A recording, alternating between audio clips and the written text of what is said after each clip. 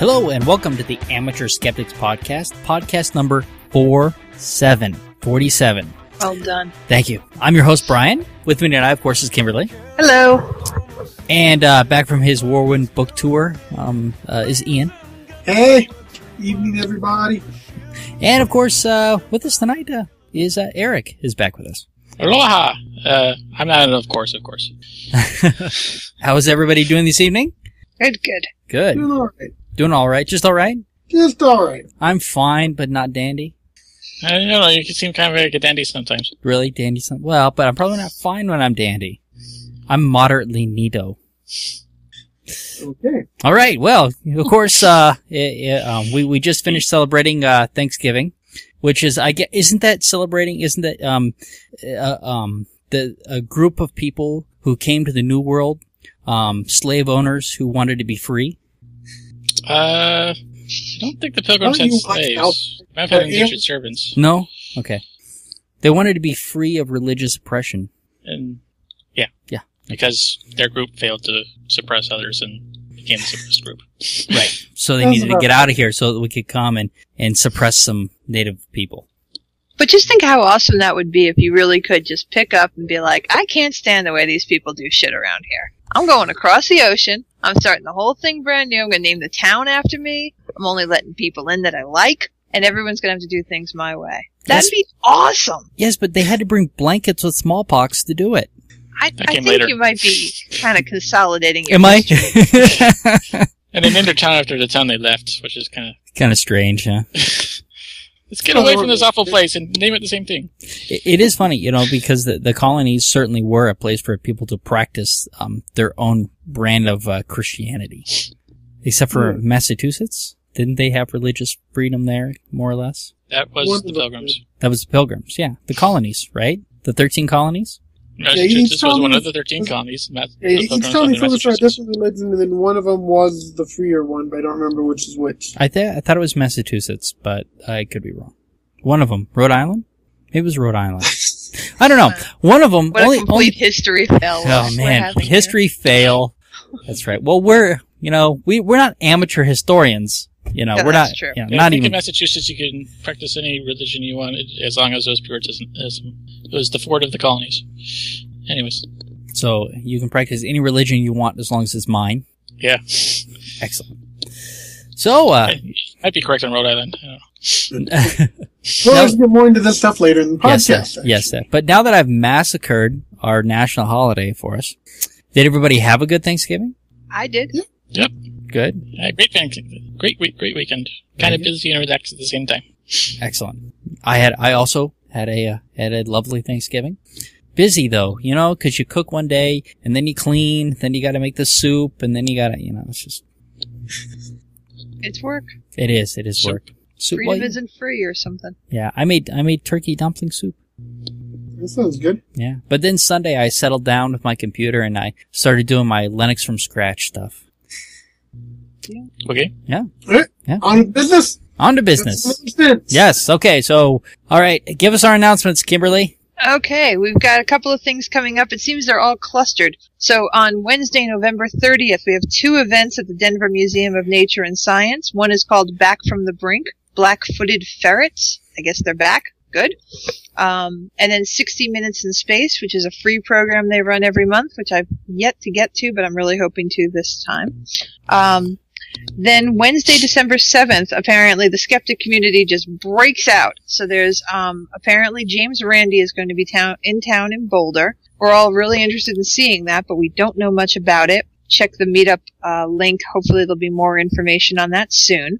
The same evening, I found this on, Meetup as well. I thought was interesting.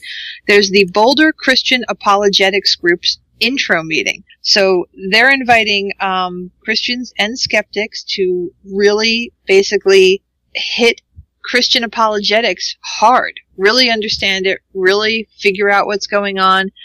Apparently they're going to be using ration and reason. I get the feeling that they are Christians who are putting this together. So it should be really interesting to see how well they suffer, if you will, the onslaught of real reason and rationality, which personally, I think you probably know from past podcasts, I think falls apart Christianity falls apart under very strict rationality if you apply it to all things. But well, we should take a closer look at apologetics on the podcast sometime. Yeah, I don't know if I'll be able to do it or not, especially if the James Randi thing goes along, but they're both up in Boulder, so I'm kind of thinking maybe skip from one to the other and just make it a Boulder night.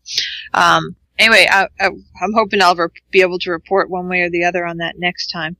Also on December 7th is Cafe Sci 2 at Brooklands, and that's Species in Crisis. That should be fun too. Thursday, December 8th at the Museum of Nature and Science, Nature's Comeback is a new IMAX film they're doing. So, kind of a theme going on about, species on the edge of extinction, some of them coming back, some of them not. December 11th is a Sunday. The Humanists of Colorado are doing their monthly meeting, and the topic is our friend Eric Meir, and the Atheists for Humanity charity. That should be a good one. On Saturday, December 17th, mark it on your calendars now, but we don't have all the information yet. IIG Colorado is going to be doing Festivus for the rest of us. Should be just a nice party. We're just going to end out the year just enjoying each other's company and having some fun. We'll make sure to have an aluminum pole. Yeah, or a steel pole. A pole of some sort. It's supposed to be aluminum. It is supposed to be aluminum, but I heard that the pole bringer does not have an aluminum. No. Getting pole dancing lessons? I don't know about that. No, it's a Festivus Are you volunteering to teach? I understand that it's good exercise. I have not gone to strip clubs enough to learn the whole routine. Sorry. Yeah, no, me neither. So just make one up. A shame. Yeah. And then in January, just a couple of things to mention real quick. Mythbusters Live is going to be up in Loveland. We discussed that a little bit last time. Yeah. Looking forward to that. Also at the Denver Museum of Nature and Science on Wednesday the 18th, a zoologist's amazing Mongolian adventures. And then on the 19th, the Thursday, the Science Lounge, which again is another monthly thing. I went to the T-Rex one, had a lot of fun. That was great. They're doing one on Know Your Snow. That does not enthrall me quite as much as the T-Rex did, but maybe I'm just not the nature person they're directing that to. All right. That's announcements. As always, if you've got new ones, go ahead and send them to us by email, and we'll include them next time. All right. Very good. So, moving on to our science news. This is, I don't know if this is science or not, but Texas. Kinda. All right. You know. Texas So, thanks to the great prayers that Texas gave to try and end the drought, didn't end. They've had the driest year for forever. That's because God's mad at them because of Matthew 6:6. Mark my word. Yep. Because of that, they have a lot of lake beds and stuff that have been drying up. While apparently within these lakes are ghost towns and graves and such. And basically a lot of hidden history that has been and some of this is on purpose. You read through the article, they talk about some of these are man-made lakes that they filled up and basically wiped the towns out on purpose. But they're finding prehistoric skulls, ancient tools, fossils, and cemeteries that have been, under these lakes all this time. So there's a lot of actual local history that has been rediscovered or, discovered for the first time due to the fact that these lakes are drying up. So it's actually an amazing thing that they have the drought because, there is a lot of stuff that can be found. That is cool. I thought it was very cool and very interesting because, it shows, we've seen this before in our articles in the past. We do bury a lot of our history. And every so often, we hit these things where the stuff gets, found again. And, it's something, because it's also preserved really well. This stuff, while it's been underwater, it hasn't been exposed to air and such in the same way. So while, it's preserved in a really weird, manner, but it's being found again. It's like, you can study history that we knew was there, but it kind of been forgotten about. So I just thought it was a cool article. And it shows what is everywhere. You never know. Yeah, it's interesting. I mean, they found orchards, I guess, of pecan trees and all sorts of stuff. Yeah. Oh, there's a lot found in these lakes. Huh. And, so you have to wonder, go to a reservoir and I wonder if there was ever a village there before. Yeah. Like I said, just kind of a cool thing, what's out there, what is hidden, That is good science. You were right. Hmm? All right. Now let's move on to So CERN did another test, and once again found that the particles were going faster than light. So this is just. It looks like the only thing it says that they did differently in the article is that the one of the previous complaints was that the clusters of neutrons, or not neutrons, of what are they?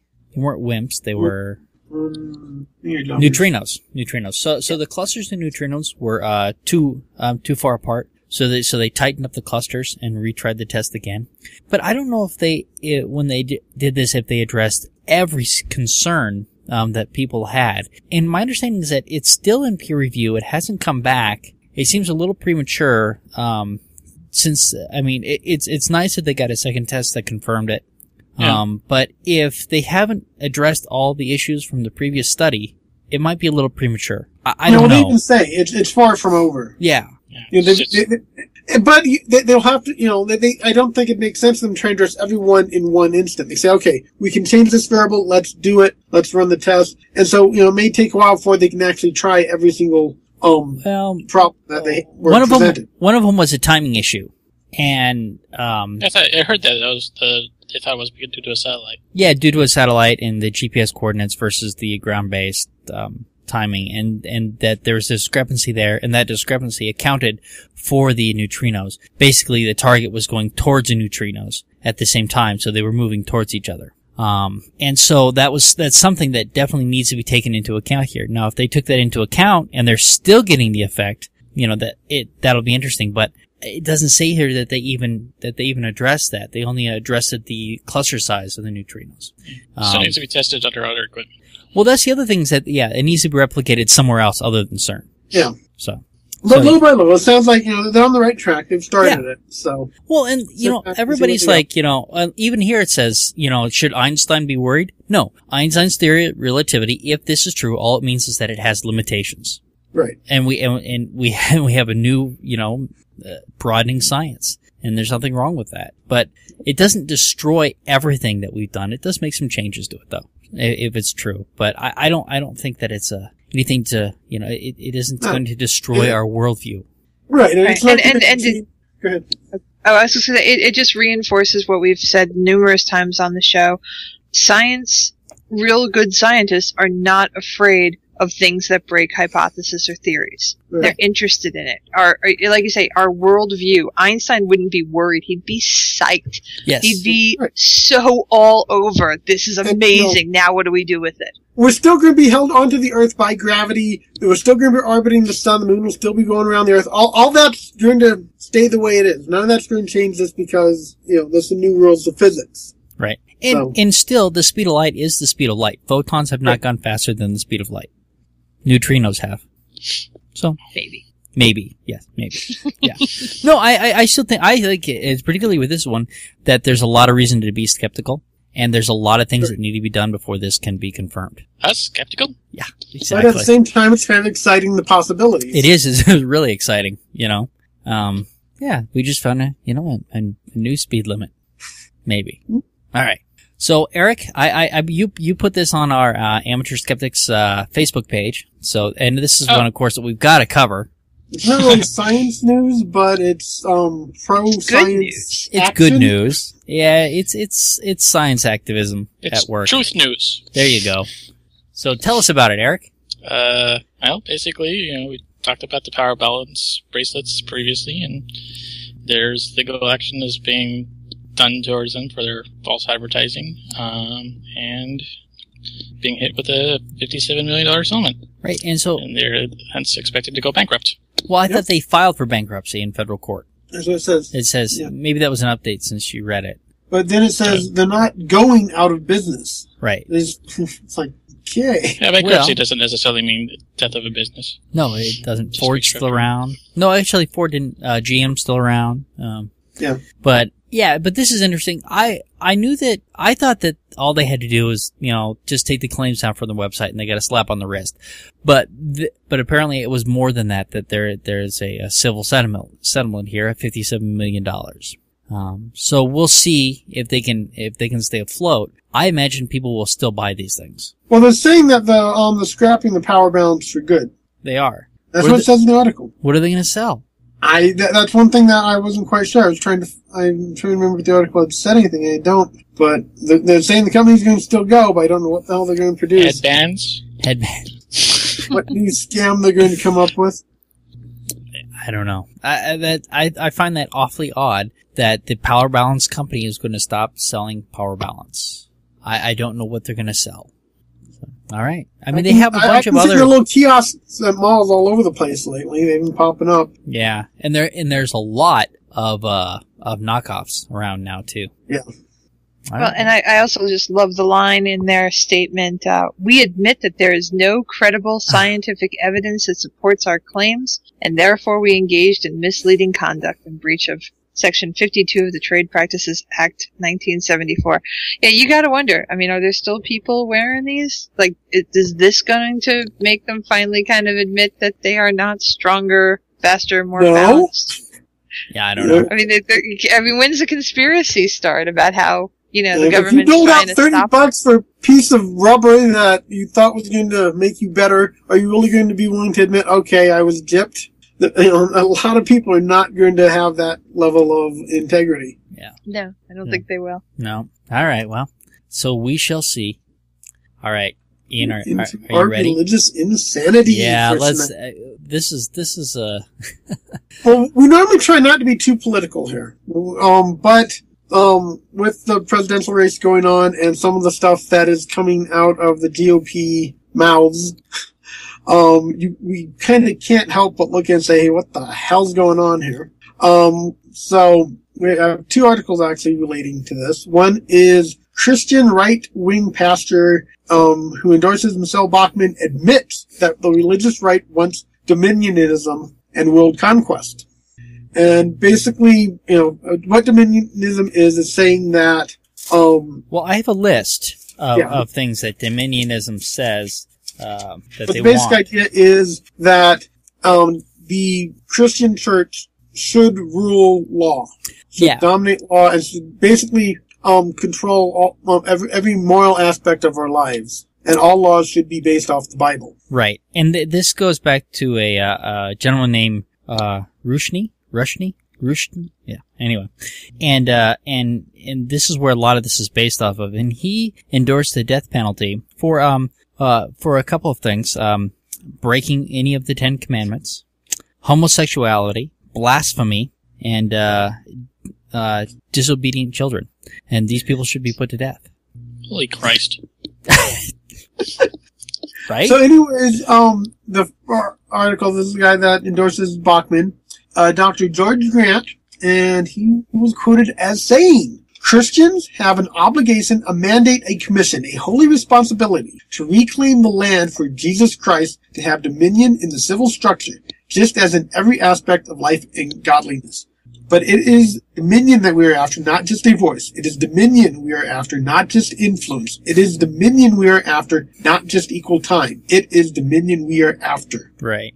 Now, this is interesting, though, because this gets back to the different sects of Christianity, and this one can be traced pretty firmly back to Calvinism, that basically said that Christianity was the basically one true religion and needed to spread across the world and take over everything, no matter what they really had to do it. Which kind of is really what, when you look at the Quran, what the Muslim doctrine says. Well, yeah, what I find the most ironic about this is the Christians are busy worried that the Muslims are going to come in here and do exactly what the Christians are wanting to do before they get a chance to. Yeah, but it's not hypocrisy when they do it. Right. Right, but then you can look at other branches of Christianity that don't quite say the same thing. There's Marcionism, right. There's Gnosticism. Of course, there's, Martin Luther and his Protestant religions that he started. There's a lot of different, I guess almost prophets in Christianity other than Jesus when you start breaking down the sects. Right.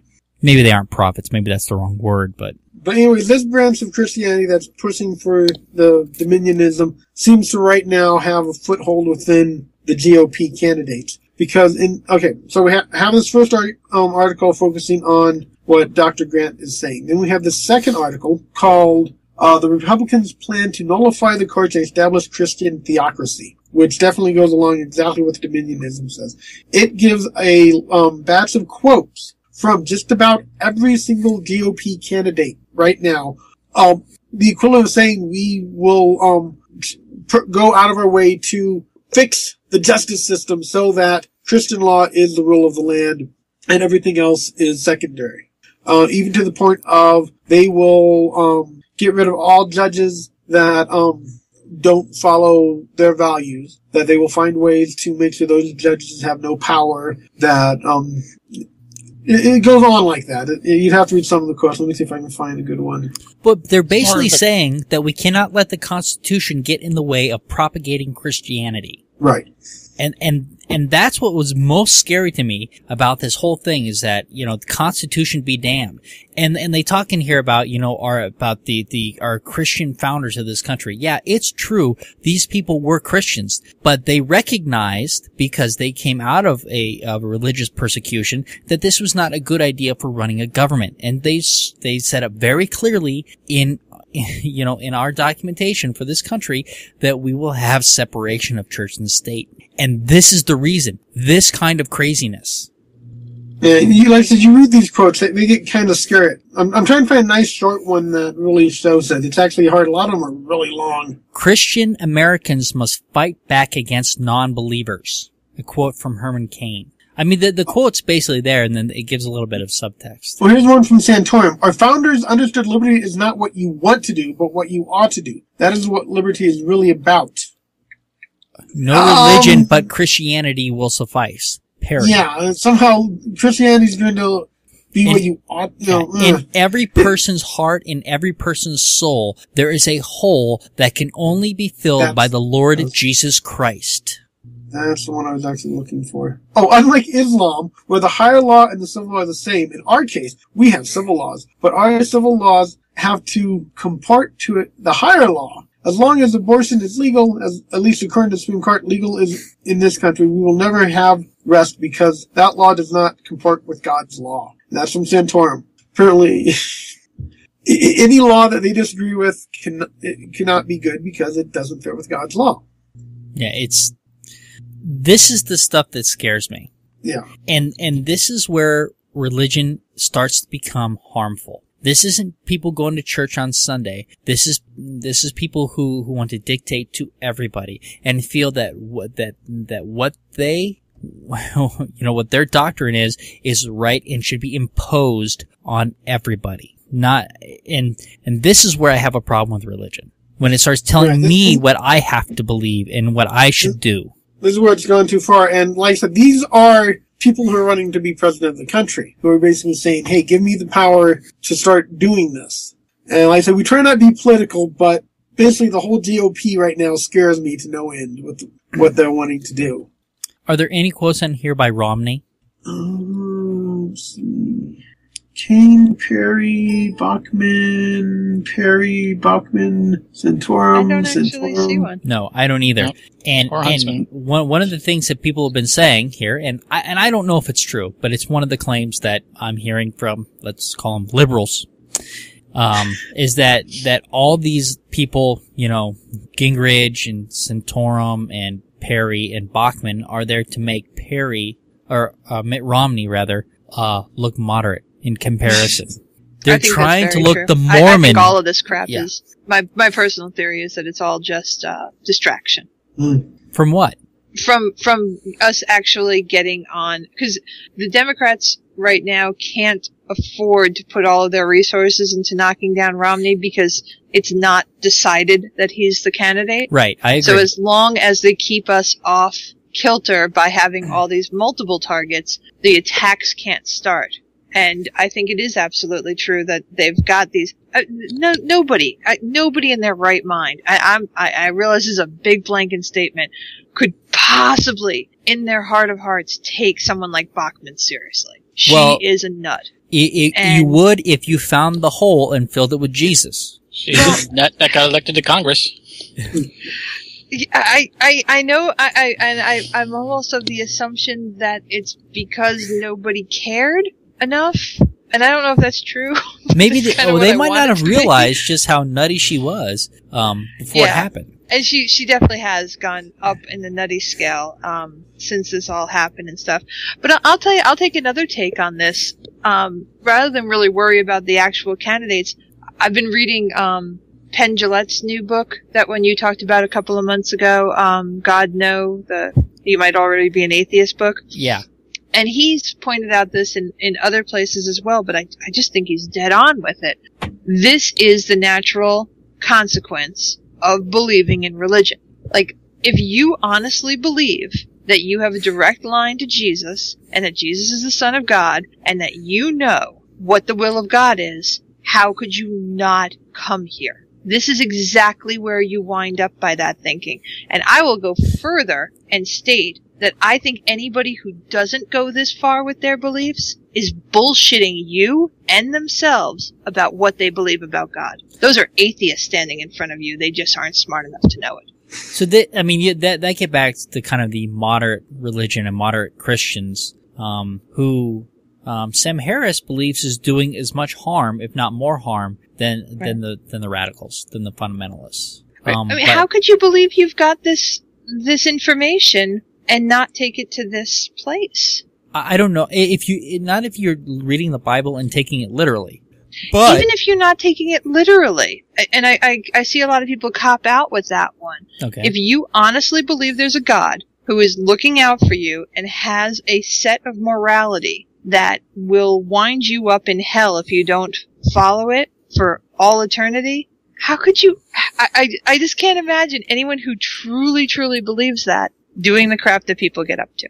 I mean, if you really believed you knew the real answer, of course you'd want Christianity to rule the land. It's the only natural consequence of that belief. Anything less than that.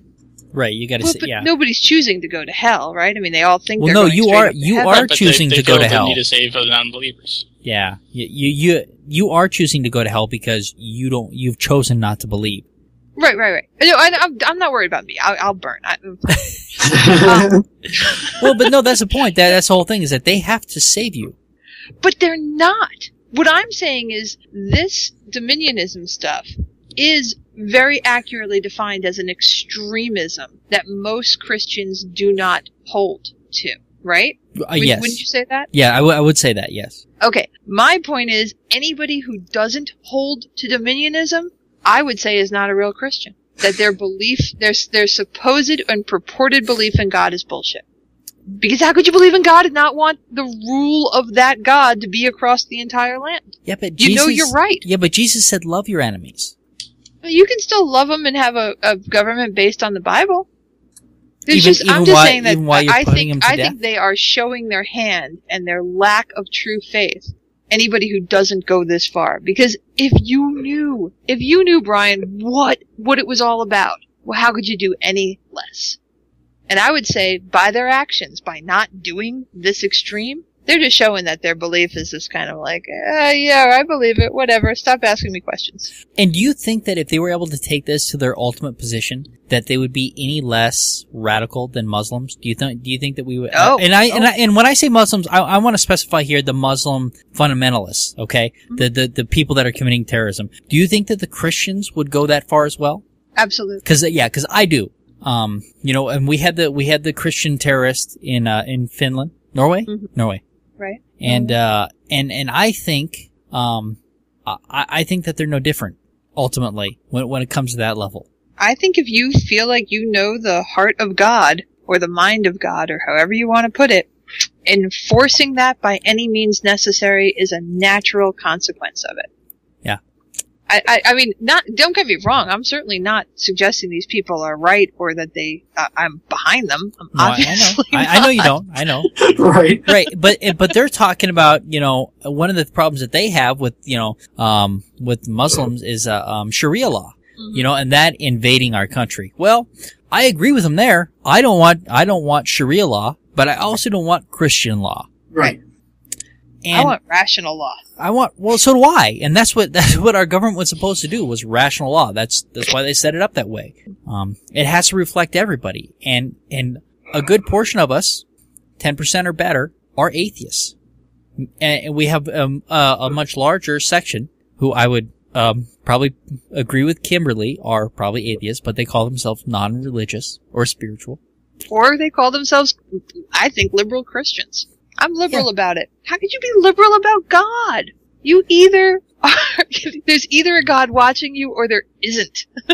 Well, if he's watching you, you need to be as dedicated as possible.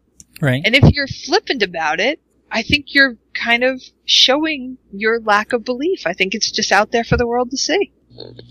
I just wish we could convince people of that and, like, you know, have them respect the fact that if they were to really follow what they claim they believe, they'd be in a place they're not really ready to be. You know what I mean? Like, they would just kind of recognize, oh, wait, I don't buy that. I think that, I don't know, I think that they can be more moderate. I think it's nicer when they're more moderate. Okay. I mean, they annoy me less, for sure. Yeah, because, I mean, once again, we have the big book of multiple choice. And you can cherry pick it and, you know, kind of follow the teachings of Jesus, the ones that, you know, are kind of the pacifist Jesus, and be that moderate Christian. But you have to not look at anything else that's in that book. I don't know. I mean, this is one that I don't know. You know, I am no religious scholar, you know, and you know, you listen to guys like, Robert M. Price, who is a religious scholar, and he has a different take about some of this stuff. I mean, he agrees that some of it is terrible, but he disagrees with Sam Harris about the moderate religious people. And does he do a podcast? Is that where you the Bible Geek podcast. Yep. And it's the Bible Keep Geek. Geek. G-E. Yeah. Gotcha. Yeah. Bible okay, Geek I'll have to podcast. check that out because I do find it fascinating. But yeah, I find it fascinating too. I do not have the love for this book that he does. And it's good that he does have, you know, a certain love for the book. I mean, he doesn't, I mean, he's an atheist, right? So he's looking at it from that perspective. But historically, it is really neat. And when you start to look at, you know, all the different things that went into it, you know, Marcionism, Calvinism, Gnosticism, and how it got to where it is today. I mean, it can be quite scholarly. But then you start looking at this stuff that we're looking at now, and it's like, is it any wonder that we reject this out of hand? Right. And don't want to look any further? What these people are saying is absolutely terrible. Agreed. And it's making lots of money for people. Oh, lots of money. And Jesus said that a rich man isn't getting into heaven. No, he just said that he has a better chance of getting a camel through a needle. Didn't say he can't. Okay. All right. They can, but it's going to be very difficult for these rich jagoffs to get into heaven. But nobody thinks that they're the jagoff, right? They think they're the exception to the rule. That's the other rich people, not me. Yeah. Well, I mean, they think that they've got the answer, and they need to give it to us. Right. Unfortunately, what they've got is a disease. Ooh, a disease. That's right. Good job. The God virus. Nice. That's a good book, by the way. We probably beat up on the Christians enough, right? And it's not, but once again, you know, let's face it, it's not all Christians, right? No. I have friends that I talk to on a regular basis that are Christians, but they're moderate Christians. We can have a discussion, and, you know, and no big deal, right? But I don't think I could have that same discussion with these people. No, you're probably right. All right. How is the Defense of Marriage Act hurting business? This is from a couple of weeks ago. Basically 70 companies got together. Some big ones that everyone knows, like CBS, Google, Levi's, Starbucks. Yeah, I mean, there's a whole bunch of very high-tech ones, and they got together to basically write a, did they call it an affidavit? Sorry, I'm just looking back. This was a couple of weeks ago now.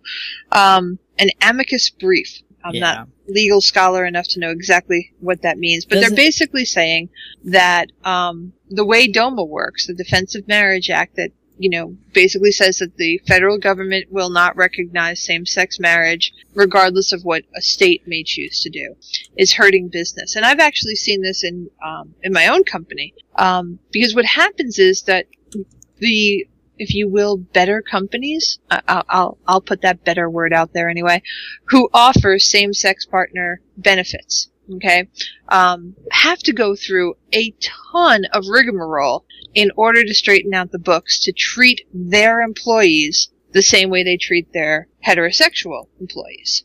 So, because for federal taxes and the way that money is taken out of your paycheck and everything like that to pay for your partner benefits has to be done differently than a married couple. So even if your state law allows your employee to be married to their partner, you still have to do all this crazy crap with the paychecks to make it work out. And I actually had this happen to me.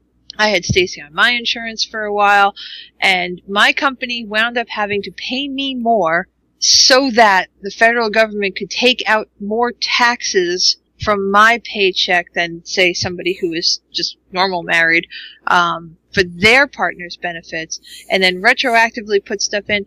It was a mess. It was a total mess. And that's what this article basically is saying, is that these companies are like, you're hurting business. We don't want to spend the time doing this. We want to be able to treat all of our employees just the same. They've come to the realization that to get the people they need to run their companies, that discrimination based on sexual orientation isn't going to work for them. And so they're basically saying it this way. So I just thought that was a really interesting article because, you know, a lot of these... Some of the companies that are in here, I mean, Levi's, Nike, Starbucks, we mentioned, Microsoft, Time Warner Cable, Xerox. So, you know, there's some big companies saying, hey, listen, we want to give same-sex benefits. Make it easier on us, please. Right. Exactly. And yeah, and some surprising ones where, you know, you might not think of that company as being like on the forefront of same-sex rights are like, look, this is a financial decision, you know? Right. Yeah, we want everyone to be equal, blah, blah, blah. But, you're being a pain in my bottom line. And that is what is, causing them to speak up. So I just thought it was interesting. There was also an accompanying, blog post that I found, and I apparently don't have it here, that was pretty hysterical. It went through this list and was kind of writing a very sarcastic note to the fundamentalist Christians we were just talking about a moment before about, hey, you know, go ahead and get out there and start protesting. You know, your list of the companies you need to boycott has just grown. And it's too bad you won't be able to Google the results to find out because Google's on your list, and don't wear Levi jeans to your protest to boycott, the company because they're one of the ones. They have real homophobes don't Google. Right. Yeah, so, it was just a really kind of funny article that was in there. Oh yeah, there it is. Mark Morford, is right there, Microsoft, at the bottom. It better not be using PCs if they're, you know, anti-homosexuals. Of course, you know, Apple's probably going to get on this soon, and so it's like they're going to have nothing they can use. Right. And of course, you know, it's the same kind of thing as, you know, the people who, you know, claim that all of the answers are in their little 2 millennium old Bible, you know, very happily go and get medicine that was not available back then. Because you make exceptions for anything when it gets inconvenient for you. So wait, I just thought that was fun. Yeah, where's the list of companies to boycott? It's near the end of the article. It starts off giving the list of all the companies that were part of this. Yeah. Starting with ABT Associates, then going into law and professional firms, and then professional trade and civic organizations, and then 3 cities: Boston, Cambridge, and New York. Okay. So again, those cities in the states that have legalized same-sex marriage now have a financial headache because of DOMA. Right. And ultimately, I do think this is going to have more impact on the decision. And of course, I should have done more research on this because DOMA is really coming under attack, right? There's a lot of politicians kind of getting on the bandwagon of saying, you know, we don't really need this. States' rights actually means that you honor whatever a state says. And, you know, and all these kind of things I think are really starting to pull it all together. I think DOMA will be out in the next couple of years. I hope so. I would like to see a pushback on the federal government, because I think that they do I think that the state should be a little bit more free to make these kinds of decisions. But the one that surprised me that's on here is Exxon Corp. I saw that, yeah. Really? Because that's a bunch of old fuddy-duddies. Right? But again, it comes down to the fact that this is not...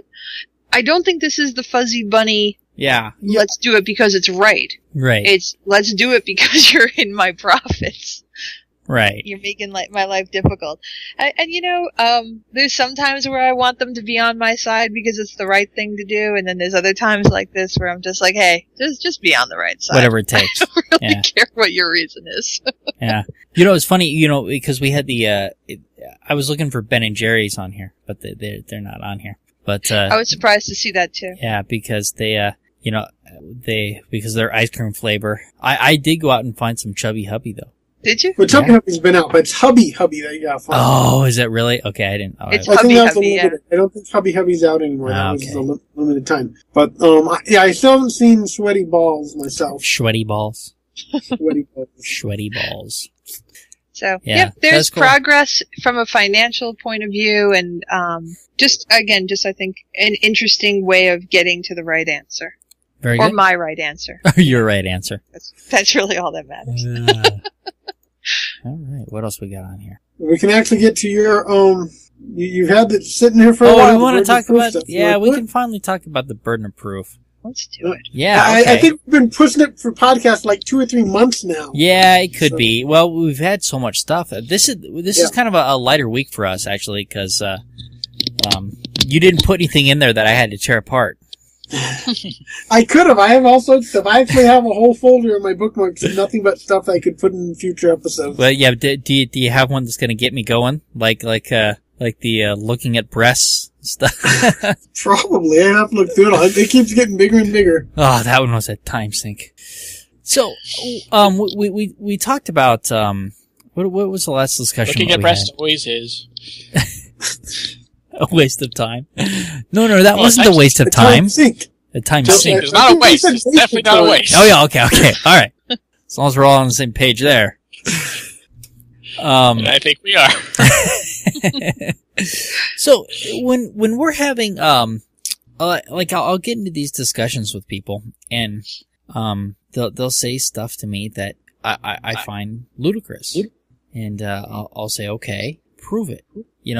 But the question always comes back to who has the burden of proof. And I don't know how you guys feel about it, but I feel like if somebody's coming out and making a claim, that they have the burden of proof. Right. But is that always the case? Always the case? I don't know about that. Okay. Yeah.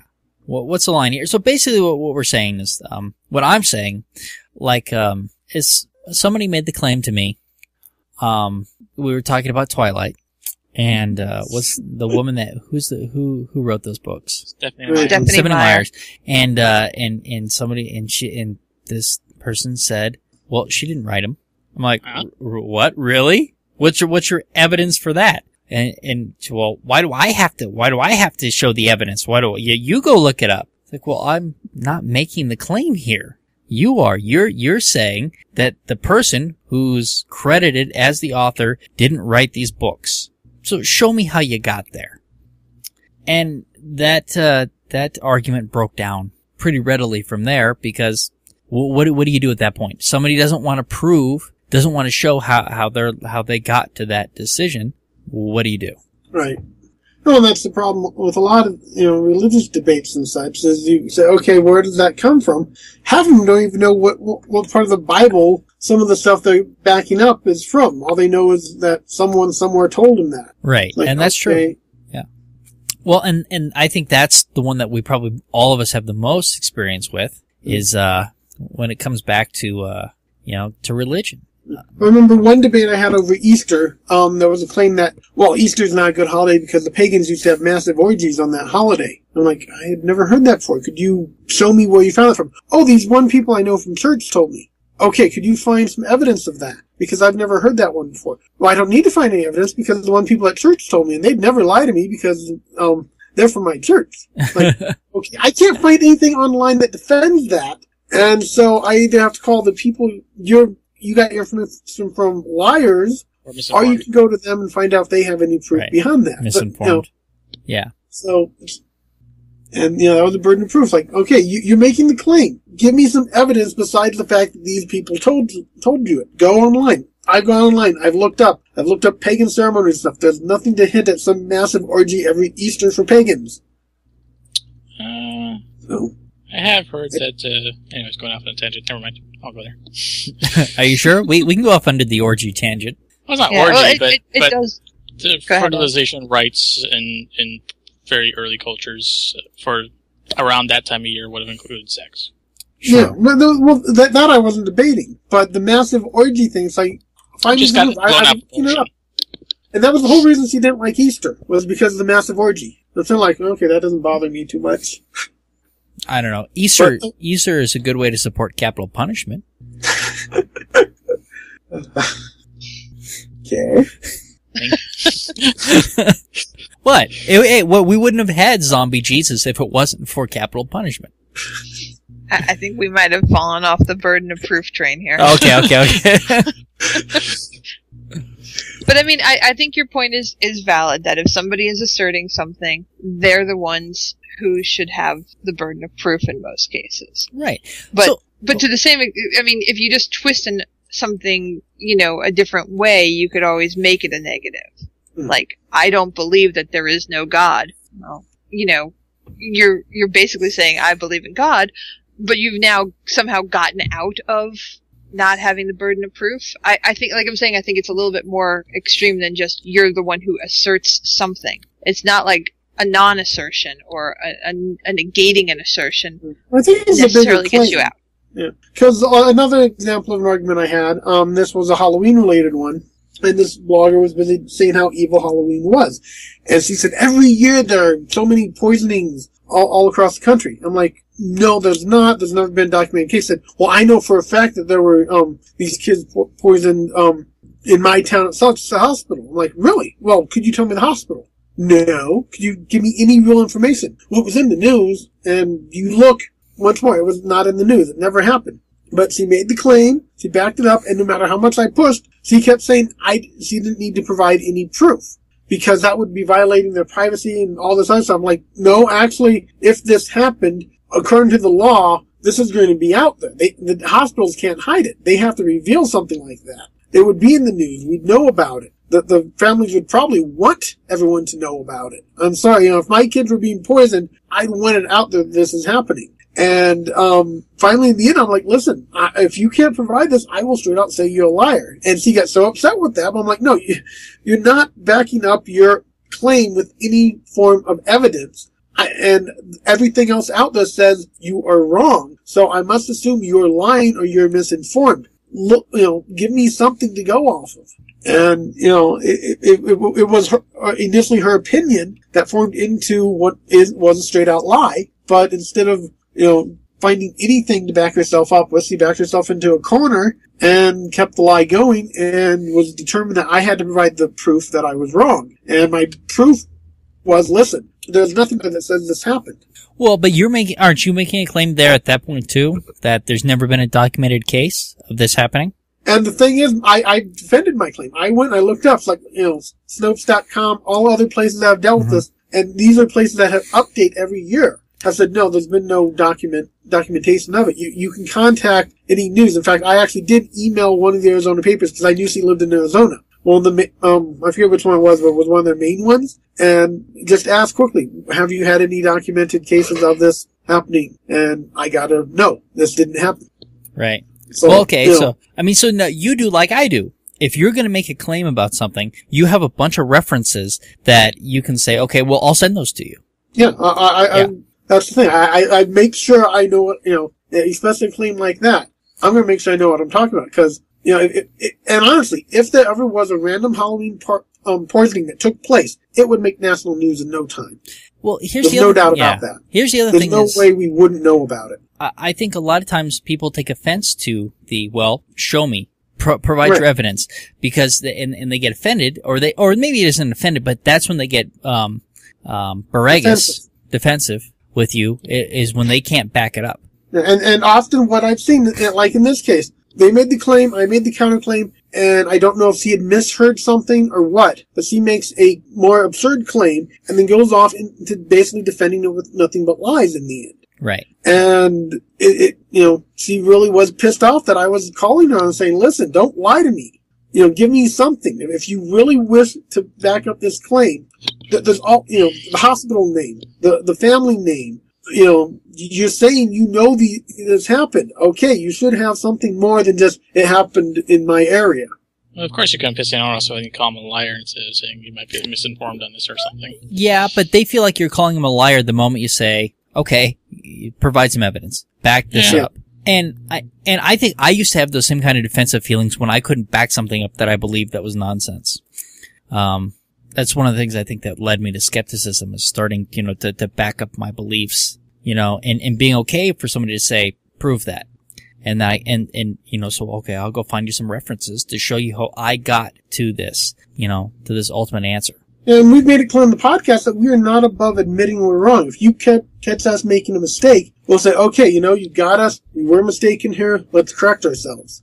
Sure. And I think there's a lot of people out there that don't have that level of integrity, that are not willing to admit, okay, I screwed up. Yeah. And instead they go down the wrong road and start trying to justify it and start trying to... But now you get back to, it's embarrassing to be wrong. When you find out that you believe something that's utter nonsense and somebody calls you on it and you can't back it up, you either have to have a certain amount of cognitive dissonance so that you can continue to believe it, or you've got to back it up and find out that you might be wrong. And I think that that's tough. Yeah. A lot of people do find it tough, and you see that like in politics. The one guy that commented that the majority of what Planned Parenthood does is abortion. And when it was from, actually, that's only about 7% of what they do. Oh, well, that was, I forget what he said exactly, but he came up with some really absurd phrase as to justify the fact that he said it that way. It's like, that's not quite how presenting facts works. You can't just backtrack and say, well, that wasn't supposed to be taken as a factual statement, I think is what he said. I think you're right on that. It was not intended to be a factual statement. Right. It's like, you said that in the middle of Congress as a point to try and get a law passed. It better be a factual statement, asshole. Right. But he justified it. He said, instead of admitting that, okay, maybe I messed up. Oh, no, you weren't supposed to, you don't need to, think I say facts all the time when I make statements. That's scary. Yeah. That's weaselly, yeah. It is weaselly, yeah. But that's also what you see within the proof ideas, is weaseling out of it instead of coming forward saying, okay, you got me. Yeah. Now where do you think it fits in? Because, you guys enjoy the research and stuff, and I think that's great. Somebody says something to you, you're like, I never heard that, and you go looking for it. All the time. But even that is not your burden. Well, I agree. You're really taking on someone else's job there. No, but part of it is, when I argue, when I debate, I want to argue and debate from a level of facts. This is what I know. This is what I found. You made the claim. Okay, what do you say to this? It happens all the time that I have to take somebody's claim and go research it. And one of the problems with doing that is that it doesn't show me how they came to their conclusion, because I don't know what I'm reading is the same stuff that brought them to their conclusion. When I do this, but you're right. I think Ian and I do that a lot. That we end up going and researching what somebody said. Usually to try and tear it apart. Because which is it's fun. It's in its own thing. Yeah. It's we were talking earlier in the announcements about the apologetics group, and apologetics is and you also mentioned at one point about not enjoying the Bible as much as this other guy did for research and stuff. Yeah. And I think it does fall on us a lot of times where it's like, okay, we have to get well versed in something that we don't actually have any interest in just to argue the point, because the people we're going to be arguing with are so uninformed that we have to go back to their source material to have the argument with them. There is another aspect of this, that by doing the podcast and by actively going out and having these discussions, that I think that we take on a little bit more burden, not Well, yeah, we have to. for having facts and looking stuff up even when it's not our burden, because we're actively going out and having these conversations. And so it's a matter of informing ourselves as well. I think that if you're having a casual conversation with somebody and they can't back it up, I think you can just dismiss it. Yeah. I mean, you can, but most likely you won't be convincing anybody. And like I said, I get it. I'm with you too. I like understanding things when I disagree with them, or I'll do the same kind of thing. It's just kind of funny when you just recognize that even though it's not our burden, we just tend to do it. Yeah, that's true. Since doing the podcast, I find it harder and harder to have a lot of these casual conversations because they will bring up stuff. It's like, actually, I know for a fact you are completely wrong. Here are the facts as they are. The hardest thing I find, a couple places on Facebook, they have the anti-vaccination crowd, and I've made the mistake of starting to try and correct them. And you will get overwhelmed by all these people that find a million of things that we've already dealt with, and you're like, okay, this is just too overwhelming all at once because you guys aren't about to do the research outside of these one articles that if you look at, you can tell right off the bat that they definitely went for that specific group that they knew would give them the answers they wanted. Right. But you try and explain that to them, and they just start going off on you. It's like, it's not worth it at times. It really, pushes you away because, especially like I said, these are anti-vaccination discussions where I'm the only one who knows, the information, or who listens to the whole information. These guys have all read the articles that are from the anti-vaccination crowd, nothing else. And, you have 100 of them hitting you at once with all these, but what about this, what about this, what about this? And okay, you know what, guys? I'm giving up because it's not worth it. One of the other things that we do is a lot of people say they'll go out and they'll cherry pick and they only read the articles that support their position. And I go and I read both sides. I go read the articles that I go read what they're saying. And then I go read, try and find stuff that's factual. Another thing I've gained from the podcast is the ability to look at the articles better and the research listed. One of the anti-vaccination ones that was talking about how there's evidence that vaccinated kids are more likely to all sorts of different diseases, than non-vaccinated ones.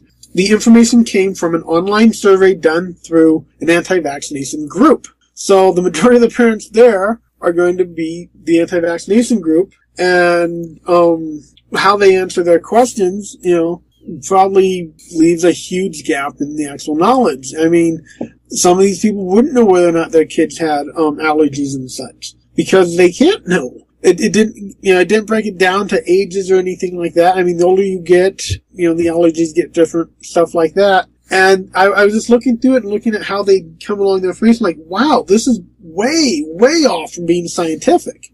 Right. But this is what they were basing the whole argument on. And I'm sitting here like, how do I explain how non-scientific this study was to all these people? They're not going to look and find a more scientific sense that says, no, actually, the way they did that was completely inaccurate because they don't want to. Sometimes people's beliefs are more interesting than the facts. Right. In fact, I would say a lot of times what people believe is more interesting than the facts, than what we can prove. Yeah, blueberry eating Sasquatches in the backyard is very interesting. That is way interesting. Totally.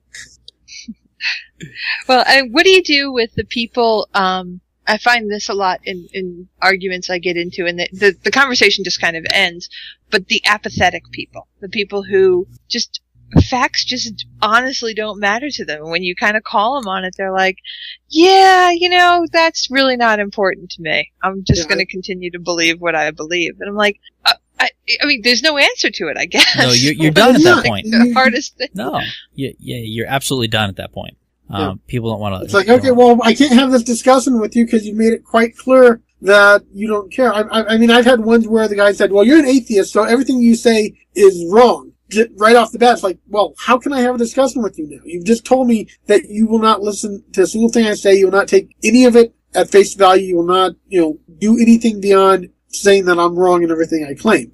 So I can't have a discussion with you now. We can't have an exchange. You've made that quite clear. Right, because you, well, and, then there's the null hypothesis, which is where we try to start, right?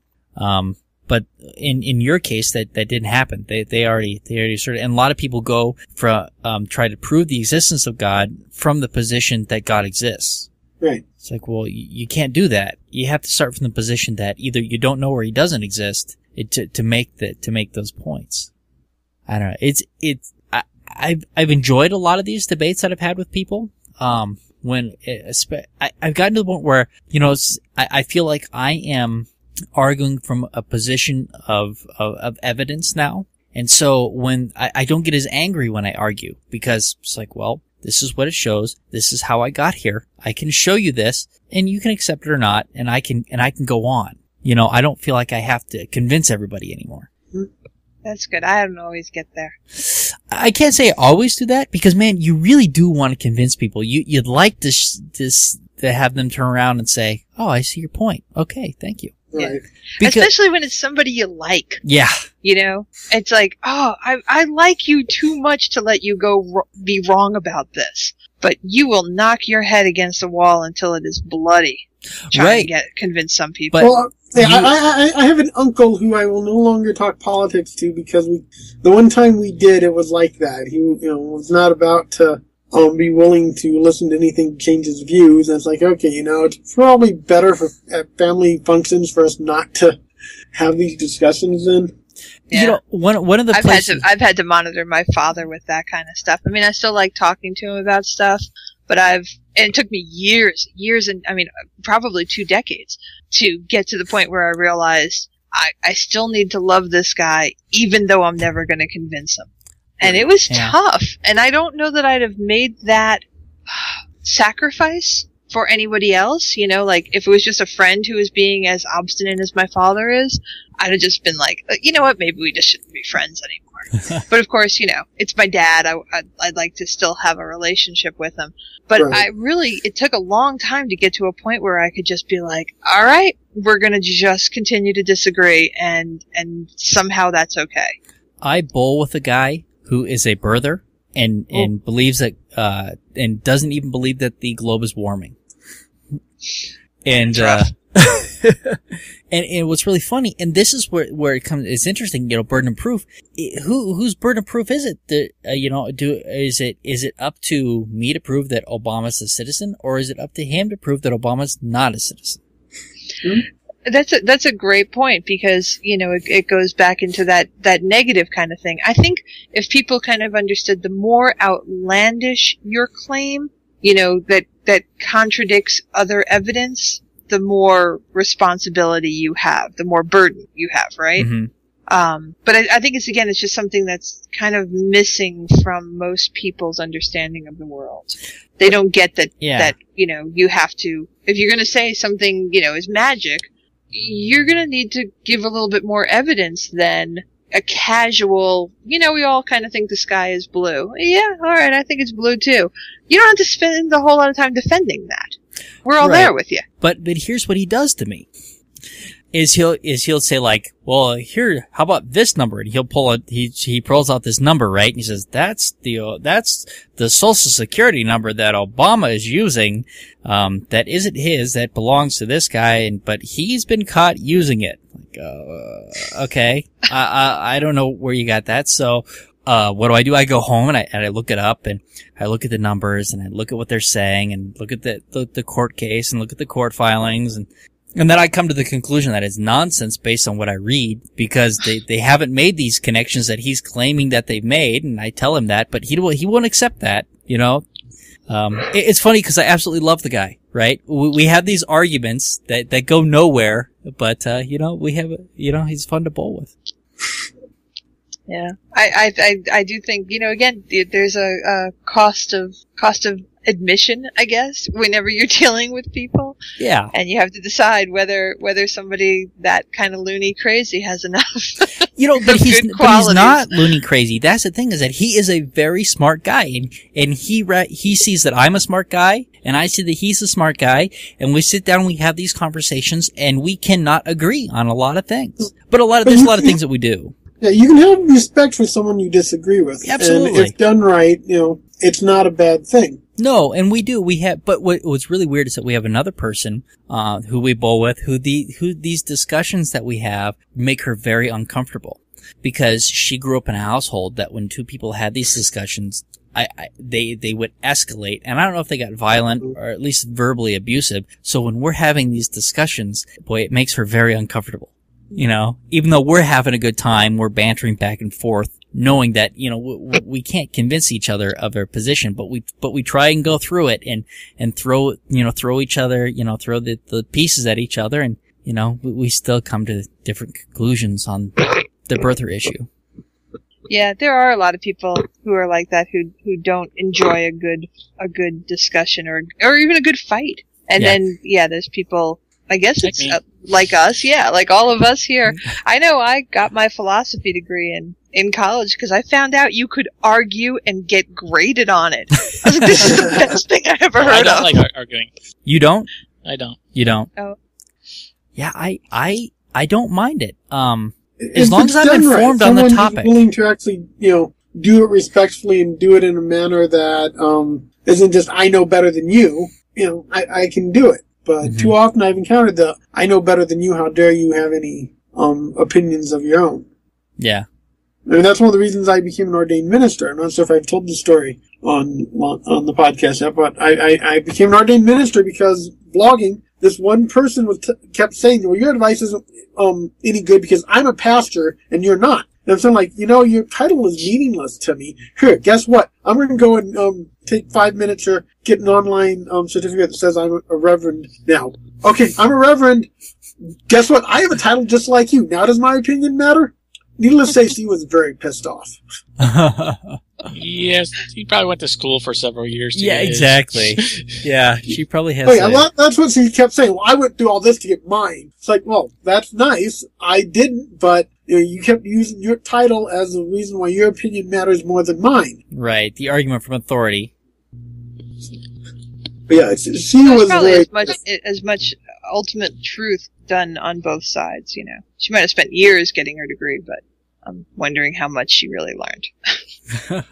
See, I'm so cynical. I just love to fight. Like, that was one of my points. It's like, listen, you know, you went through this, you know, you went to a church that taught you exactly this. So all your views and opinions are based off of this very conservative, very selective style of teaching. I don't agree with that. I don't agree with what you were taught. Obviously, I don't agree with your opinions. And I'm not saying that necessarily my opinion should be more valid than yours, but our opinions should be equally valid. I don't care if you have a title or not. I don't care if you went to the schooling or not. You know, if someone asks me for their opinion on an issue, you should not come in and tell them that my opinion is worthless. I think that's true. But there's another thing is that it's important to respect people's opinions. Right. And hopefully they can back up those opinions. But whether or not you agree with them, you have to respect that they have that opinion. And when you have these discussions or arguments or fights, hopefully when you come out at the other end of it, you haven't damaged the relationship so much with the person that is over. Right. You know, I would hate to do that with my bowling buddy because, you know, even though we disagree on some things, we agree on a lot of things, you know, and we have a good time. We have a good time disagreeing with each other too. So debating is can be tricky with some people. No, absolutely. Oh, yeah. And you will lose friends if you do it indiscriminately.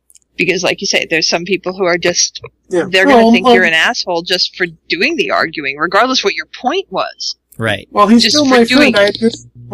He's still my friend. I had a good friend in high school that when he got born again and started trying to convert me and Mike, things got really awkward between us for a while until we got to a level where, okay, we just won't talk about it anymore because, you know, there was one time at lunch, we had been going, we went out to lunch together. And he was the one that had the car at the time. And because we got into this discussion, he just walked away from us and drove off. And me and Mike were sitting in the middle of the parking lot, okay, that didn't end well.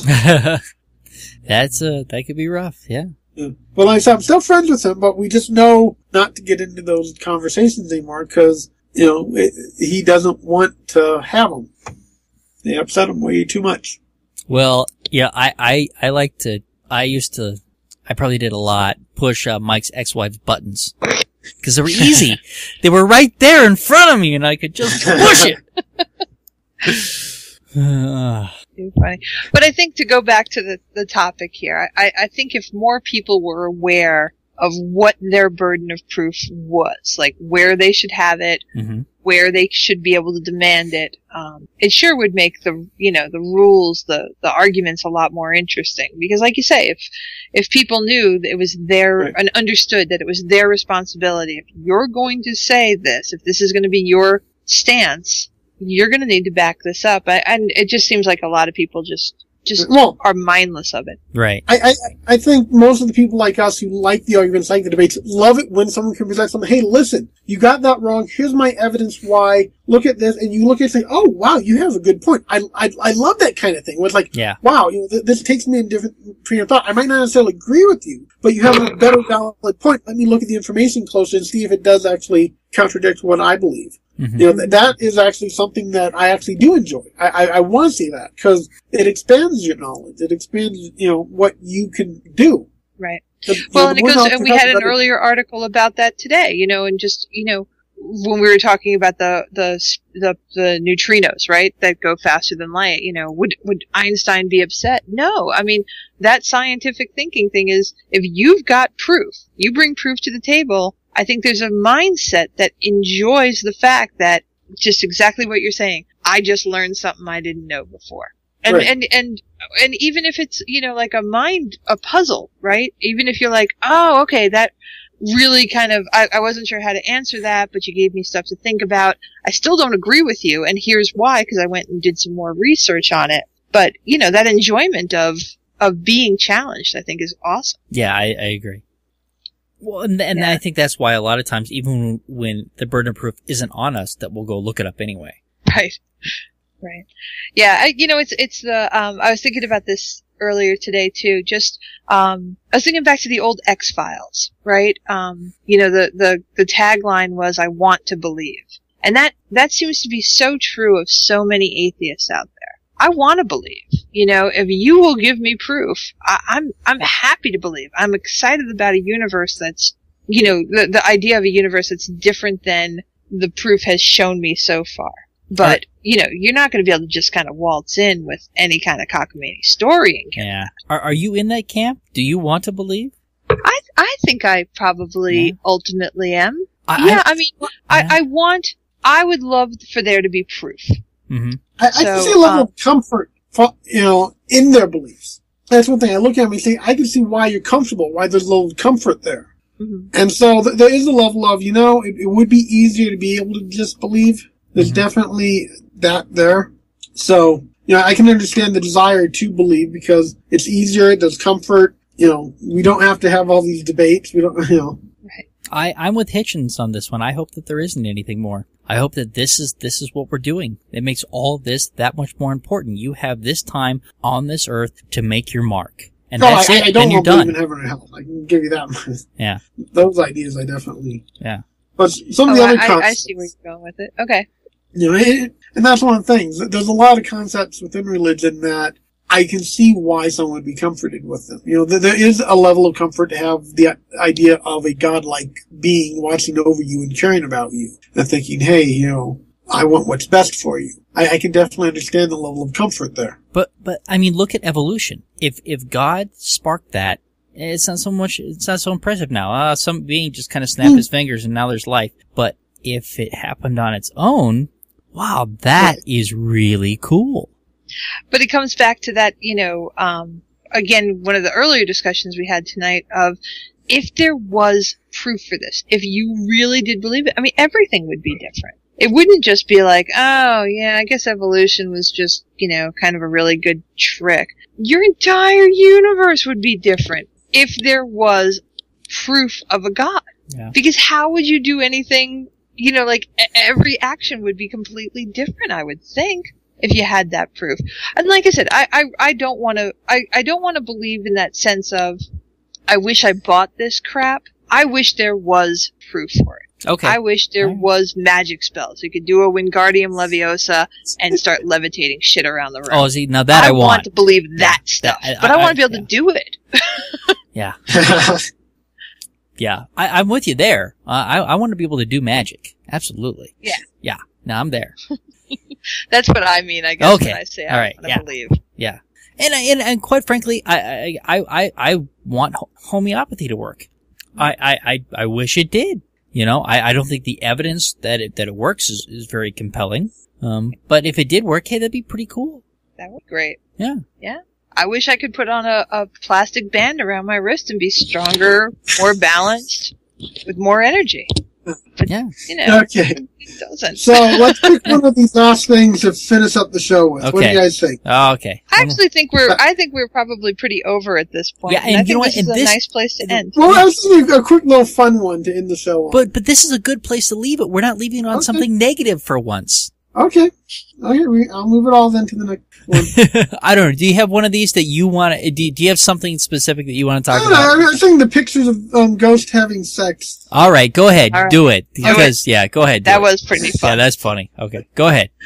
Okay, so this is about a month old now, I think. But this one family supposedly took a picture. I guess the granddaughter or granddaughter, whatever, was taking a picture of the TV set and captured the most amazing thing. Images of ghosts getting it on. I love it. Apparently the house itself has had all sorts of hauntings and such going on. The whole family's reported all sorts of funny things. But this was actual little miniature ghosts in front of the TV doing it. Now, I think we'll all kind of admit we're perverts here at Amateur Skeptics. But even my level of perversion, I cannot figure out how the hell these are two ghosts having sex. I'm looking at it, it's like, wow, these people are more perverted than I am, if that's what they're seeing. I mean, I keep looking at the pictures like, I'm just seeing this blur. I can almost see how you could figure there's two figures there. But what the hell makes you think they're doing it? They probably hold obscure cable channels. So with enough practice, maybe. And how in the world do ghosts have sex? I want to know that. It's like, aren't they intangible? I mean, they just don't pass through each other as they... Well, you got to make baby ghosts. They have a mandate by God. It's just so ridiculous. That it's clearly a glare to begin with, but to decide that it's two ghosts having sex, it's like, okay, are they really just trying to get on news programs to look like idiots, or what? I don't know. I'm sure they didn't intend to be idiots, but getting on the news program, yeah, probably. Yeah. Oh, that's funny. Yeah, it's all that same kind of pareidolia, Jesus and the grilled cheese, right? Oh yeah, definitely. And like I said, the Jesus and the grilled cheese, I can see a face there. Here, I can see a ghost, but I can't see two ghosts having sex. I want to know what the logic is on why these are ghosts having sex. They don't explain that. They just say, oh, they're having sex. And that's about it. It's like, okay, I'm looking at the image. I don't see anything sexual to it. But I tried to compare it to stuff at, xhamster.com, and I can't make a match at all. Each to their own little kink, whatever. All right. Is there anything else? I think we're good. All right. Say goodnight, everybody. Good night, everybody. Good night. Thank you for listening to the Amateur Skeptics Podcast.